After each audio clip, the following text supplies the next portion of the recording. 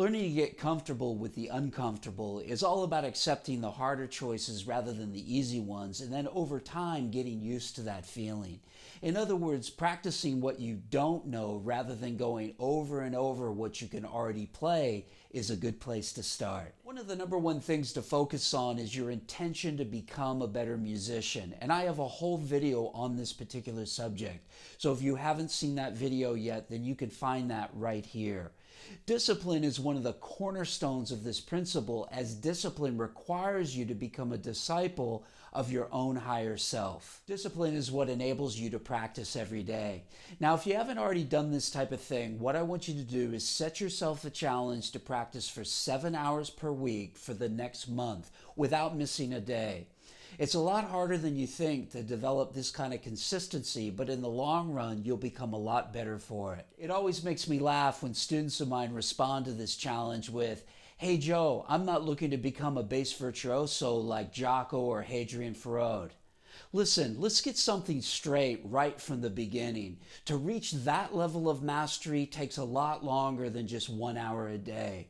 Okay, now that we're on the same page, let's move on. The next thing that you want to focus on to reinforce this challenge is to make a contract with yourself where you actually sign a written statement stating that you'll commit to this daily practice challenge for the next 30 days, no matter what. You can even put a price tag on it that reflects just how much you really want this. You need to also start owning the accountability for your own practice habits and the consequent results. I found that many of my students who show up for a lesson unprepared end up apologizing to me for not practicing for what they call my lessons. I always have to correct them by stating that as soon as I impart this knowledge upon them, those lessons are now theirs, and they have to take the full responsibility for that. That's usually a big game changer, because once you understand that the responsibility firmly lays on you and not me, this becomes the catalyst for true ownership. This might sound unreasonable, or not much fun, or is it just uncomfortable?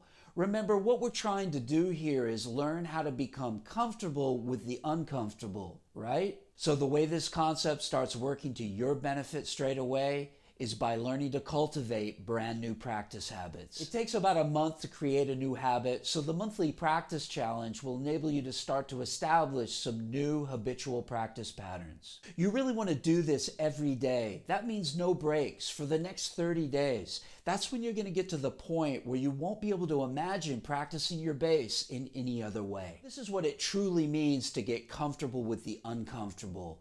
You know, practice isn't fun, but becoming a good bass player is. It always helps to start with that end goal in mind to keep this principle firmly in your front sights. Don't get me wrong, I'm not saying that devoting your life to becoming a great bass player is for everybody, but rather learning to surpass the status quo while at the same time shattering the myth that easy work is always good and that hard work is always bad. Everybody's circumstances will always be different, but the point that I'm trying to make here is to get comfortable with pushing your limits to the max while learning to recognize this enormous struggle as being both positive and necessary to becoming the bass player that you really want to be. Remember, to keep getting all my latest bass tips and coaching strategies, please subscribe to my channel. I upload new content every Thursday, so be sure not to miss out. And for your homework, be sure to review this series of lessons for next week. Until next time, practice smart, work hard, and play creatively.